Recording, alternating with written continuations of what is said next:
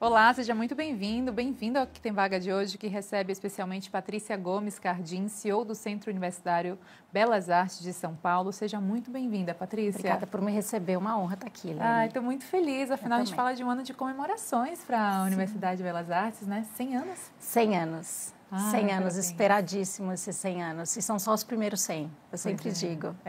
Estamos aqui, estou aqui de passagem, sou a quarta geração, mas a gente espera que venha mais 100 pela frente. Longevidade, perpetuando, claro, o legado, né? Inclusive, queria ouvir mais a respeito dessa sua experiência como CEO, como mulher CEO de uma universidade que fala sobre economia criativa. Já a gente também vai desbravar mais as oportunidades desse mercado. Mas e aí, como é sentar nessa cadeira, ter responsabilidade? Enfim, a gente sabe que mulher tem realmente vários desafios, né? Não só profissionais, mas pessoais também, atrelando tudo.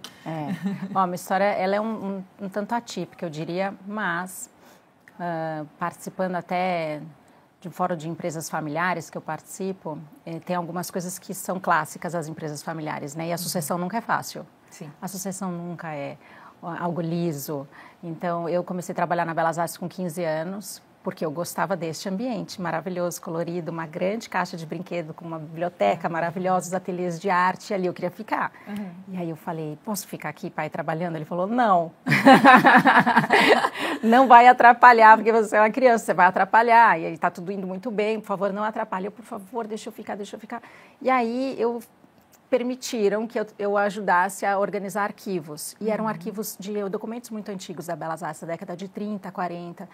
E eu fiquei um ano organizando esses arquivos, que era basicamente desempacotar, cuidar, tirar grampos e catalogar eles com o que tinha na época, que era papel e não tinha computador. Clipes e tal. Isso, clipes. E aí eu reorganizava. Só que eu ia lendo esses documentos, porque eu tinha que anotar coisas do documento. E me deu uma... acho que hoje eu percebo que esse ano que eu passei organizando esses documentos, eu tive a noção do valor histórico dessa instituição.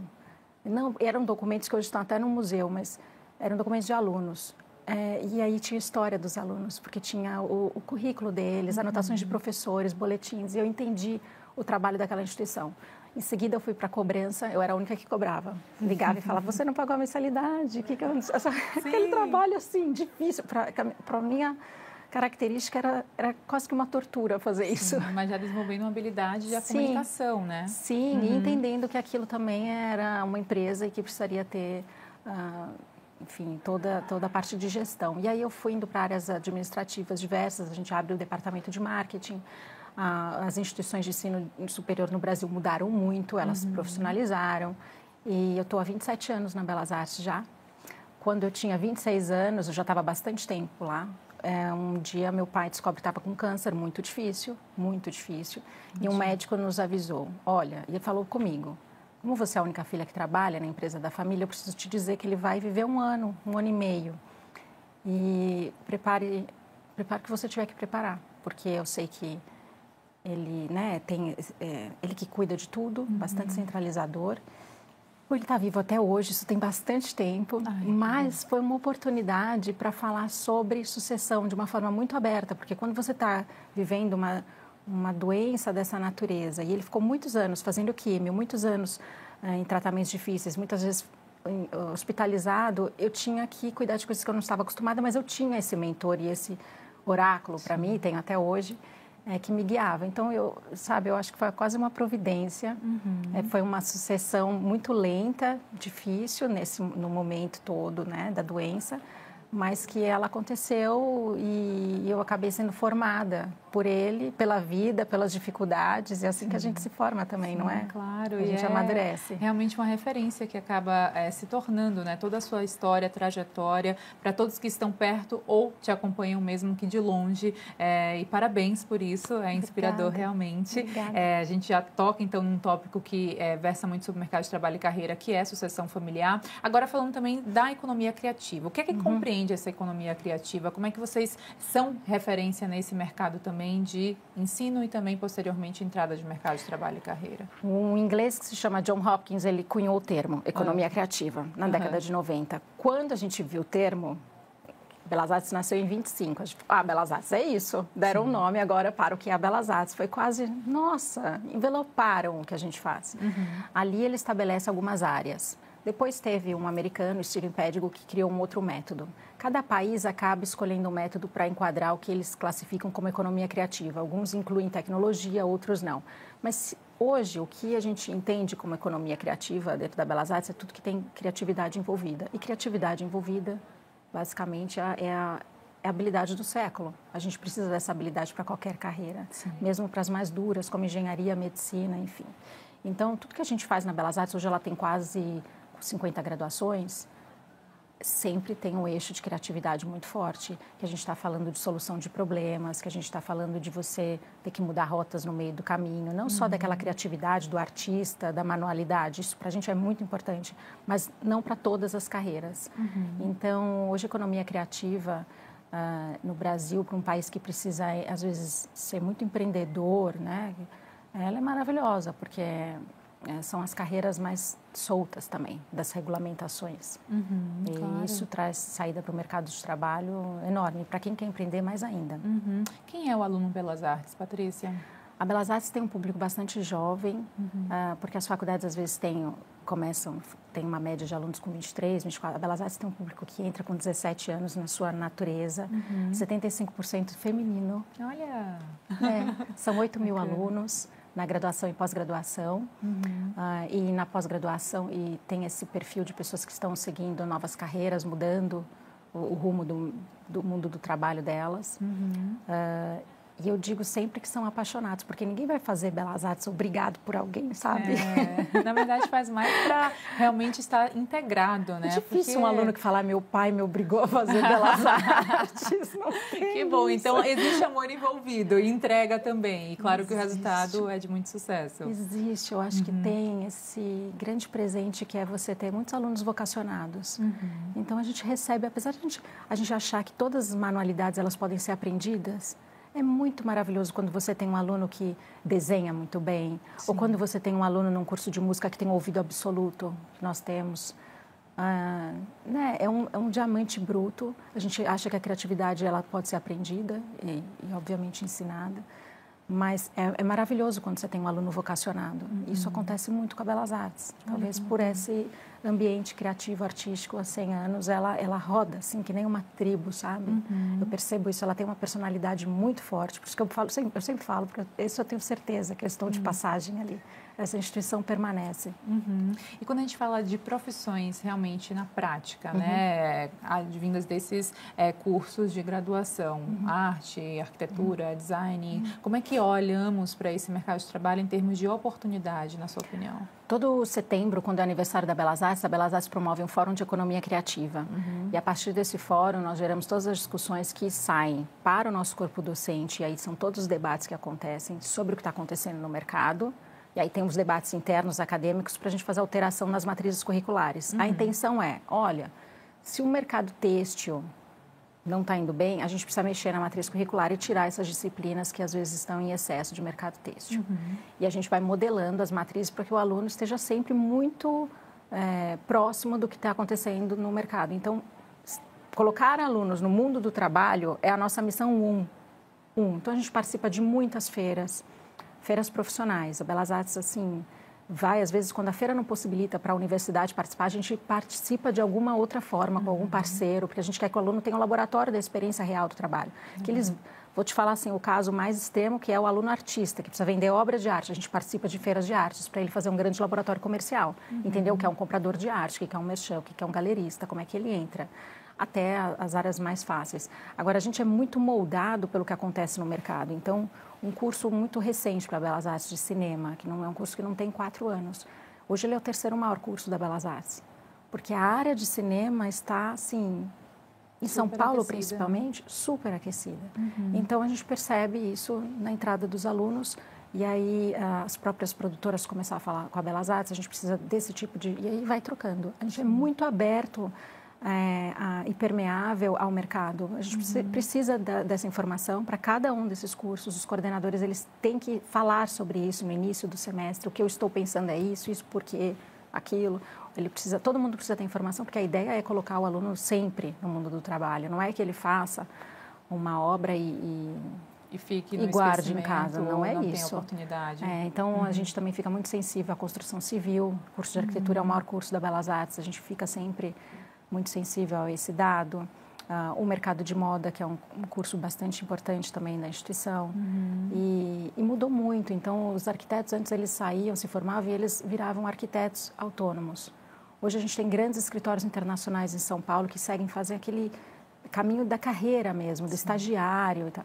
Então, sabe, isso foi uma mudança de 10 anos em São Paulo. A gente, claro, percebeu, trouxe muita gente desses escritórios internacionais para dentro da Belas Artes e aí passou também a fazer com que os arquitetos estivessem afinados com esses maiores escritórios. E assim vai, para cada uma das áreas a gente tenta se moldar, a gente acredita que essa parceria é a mais eficiente de todas.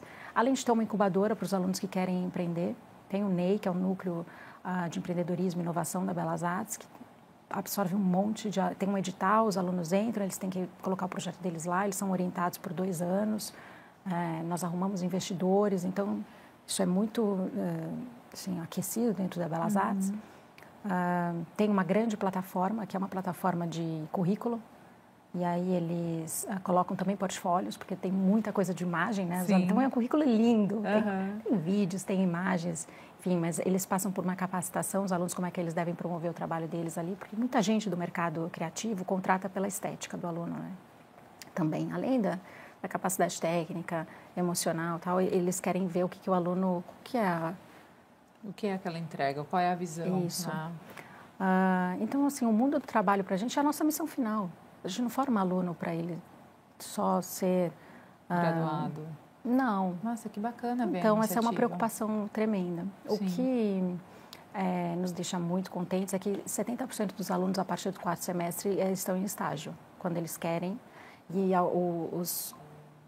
quando eles apontam, né? Você está procurando? Sim, 70% está. Então, para a gente isso é super importante, é um dado que mostra que a gente está no caminho.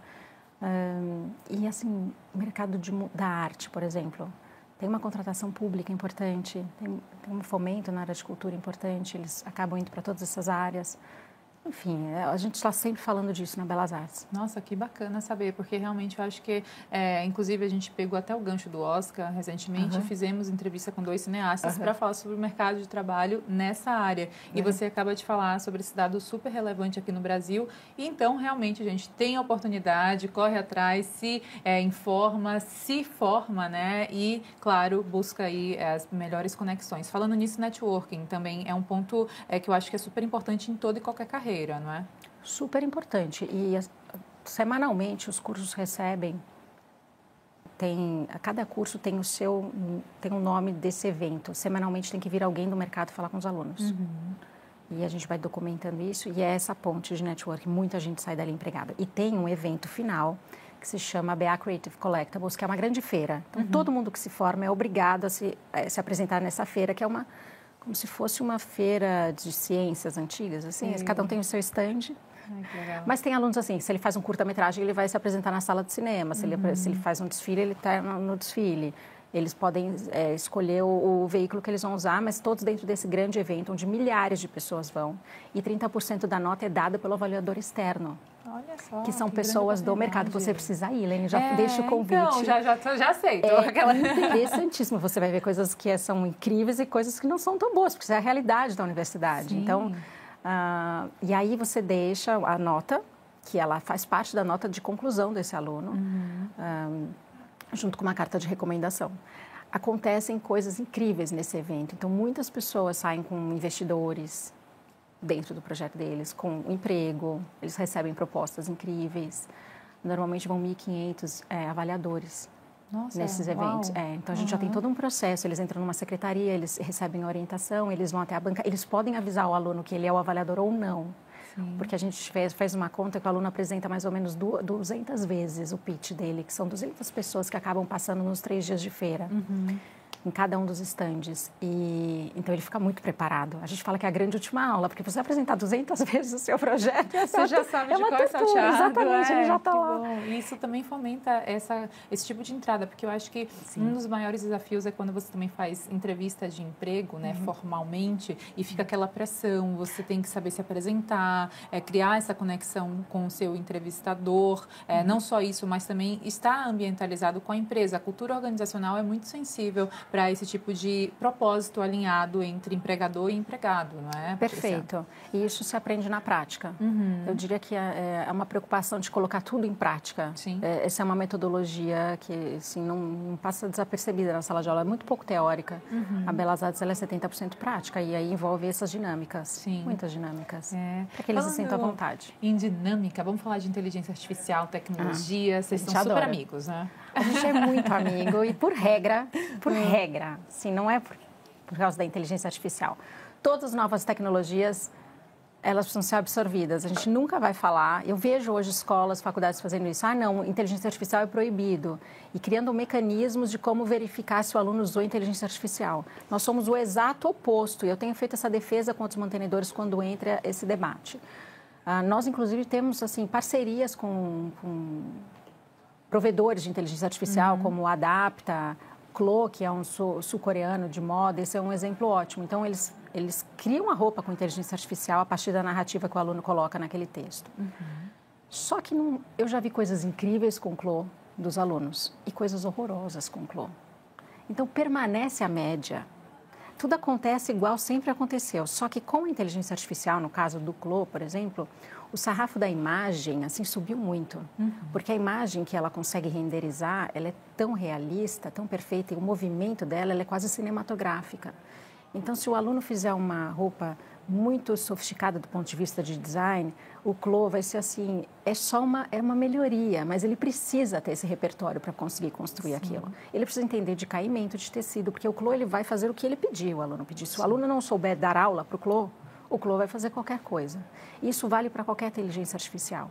Então, mesmo o desenvolvimento de textos, o que os professores estão sendo capacitados há 3 anos na Belas Artes, porque a gente faz semestralmente curso de capacitação dos professores, e a inteligência artificial foi assim, teve o debate, vamos ou não vamos? Não, claro que vamos. Então, tá, já que vamos entender o que pode acontecer.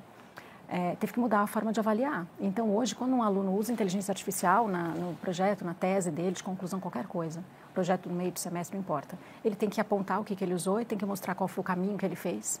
E é isso. E o que a gente tem visto são projetos incríveis. Às vezes, assim, tem os ruins, mas assim, os que são muito bons são melhores do que os anteriores. Uau, então, a gente entende que tem uma entrega muito importante, uma oportunidade tremenda em vários tipos de inteligência artificial que existem. Nós temos curso de design de animação. Imagina o que nos beneficiou. Claro. Design gráfico, as áreas todas de comunicação, tem muitos benefícios. Então, nós amamos.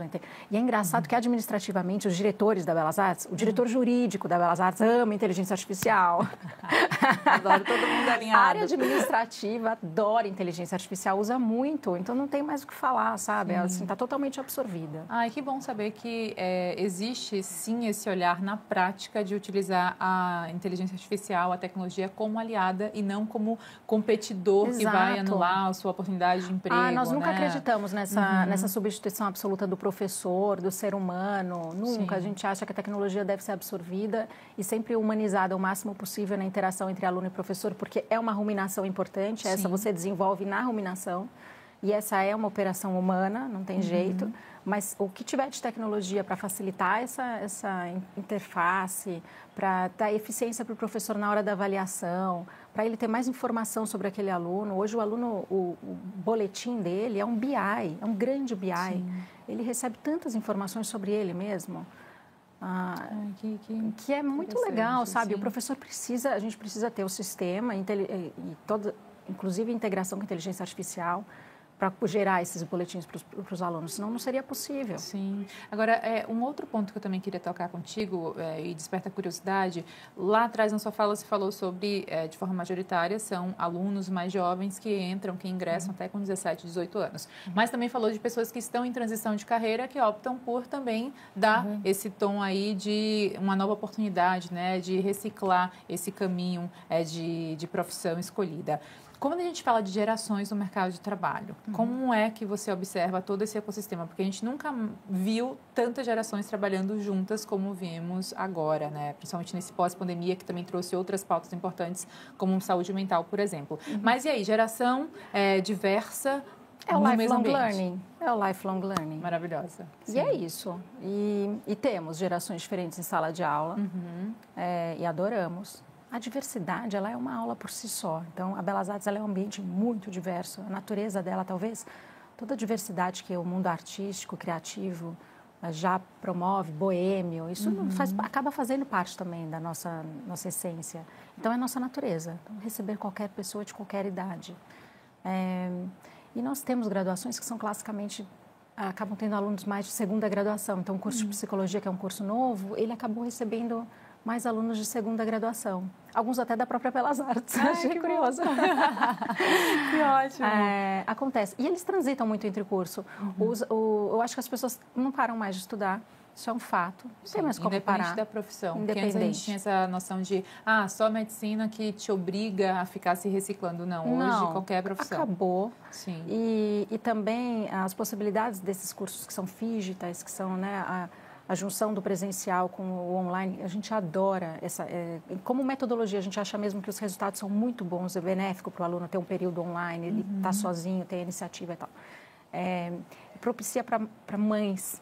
Então, assim, a gente conhece muitos alunos nossos que, porque tem filho, não conseguiria estar todo dia na faculdade, e aí acaba estudando nesses outros formatos que hoje existem, né? Sim. Até o 100% online. Ele acabou promovendo que as pessoas, mesmo quando elas têm um cargo, ou também é mãe, enfim, pai, enfim, qualquer pessoa, ela consegue estudar em horários alternativos. Isso é maravilhoso. Flexibilidade mudou essa questão da idade. É que classicamente a Belas Artes acaba recebendo alunos novos, mas tem cursos que são mais nichados e eles acabam tendo um pessoal de reciclagem mais. Essa duração dos cursos é unânime ou de praxe? Não tem graduação varia? de 2 anos e tem graduação de 5 anos. E tem muitas de 3 e 4. Então, assim, vai de 2 a 5. A arquitetura, 5 anos. E os tecnólogos, que são cursos mais rápidos, que são cursos mais de mão na massa, de capacitação, eles são de 2 anos, todos, mas é graduação. Que, obviamente, atende a todas as necessidades, né? Se você quer já um ingresso rápido, pós-graduação ou pós-curso técnico, vocês também oferecem esse tipo de aproximação com o ensino e escolha também, que fica em aberto. Que bom. Sim. Falando sobre saúde mental, como você também observa essa pauta? Você chegou a comentar de um curso de psicologia, como é a aderência a esse curso e também os resultados que você vê posteriormente? Bom, saúde mental. Quem trabalha com jovem fala de saúde mental, não tem outra forma, né? O jovem, ele praticamente gritou para o mundo pós-pandemia, nós temos um problema aqui geracional e com os jovens ficou tudo mais latente. Então, e nós, na pandemia, teve uma curiosidade, né? As instituições foram fechadas e todo educador queria um pouco ser linha de frente, porque nós sabíamos que tinha uma coisa errada ali, que a gente precisava também acolher. Sabíamos que em casa não ia dar tão certo. Então, esse foi um debate assim, amplo, que nem cabe mais agora. Mas a saúde mental, quando eles voltaram, imagina o Belas Artes com 100 anos, professores de 30 a 40 anos de experiência de sala de aula, falar assim, eu não reconheço mais esse aluno. Está muito estranha essa sala de aula, tem alguma coisa acontecendo. E aí a gente acaba fazendo toda uma capacitação, envolvendo o professor para ele, que ele tem um checklist que ele literalmente preenche quando alguma coisa atina o professor de que não está tudo bem. Então, um aluno com uma manga comprida num dia de muito sol, provavelmente ele está se automutilando. Assim, os professores acabaram tendo uma sensibilidade, essa visão, toda uma comunidade atenta a esses movimentos de alunos, as redes sociais de alunos. Os alunos hoje sabem onde dar uma informação que a gente precisa, às vezes, que é uma parte que está faltando de um aluno que está mostrando que tem alguma coisa errada. A gente tem contato com todas as famílias de aluno. A gente abre a porta no início dos semestres para avisar, estamos aqui, nos informem. A gente tem um sistema hoje de alunos todos os alunos laudados, alunos que estão em tratamento, eles ficam dentro do nosso sistema registrado e passam também pela psicopedagoga. Então, a gente criou toda uma malha, uma trama mesmo, que a gente chama de pronto-socorro emocional, para evitar que o pior aconteça dentro da Belas Artes. E, em seguida, nós fizemos um projeto que se chama Campus Vivo. Campus Vivo são oficinas abertas a qualquer um da comunidade. Acontece 50 oficinas por mês, que são oficinas de arte-terapia. Então, é quando a gente não usa a arte para a carreira. É quando a gente usa a arte só pelo bem-estar. Então, tem coral, tem clube de leitura, tem aula de crochê, que é um sucesso, tem aula de cerâmica. E a gente sabe, né, na alma, assim, que a arte, ela é uma ferramenta de cura. Sim. Mas a gente nunca tinha feito isso dentro da área médica. A gente fazia isso como um favor, a gente aplicava as oficinas de arte para instituições que pediam para Belas Artes. A gente começou a fazer isso dentro da Belas Artes, para a própria comunidade. E foi tão incrível, tão maravilhoso, que a gente falou assim, nossa, a gente precisa montar um curso de psicologia que atenda a área de psicologia de forma clássica, porém que fale de neuroarte e arte-terapia, que é uma área que é pouco ainda falada dentro das universidades.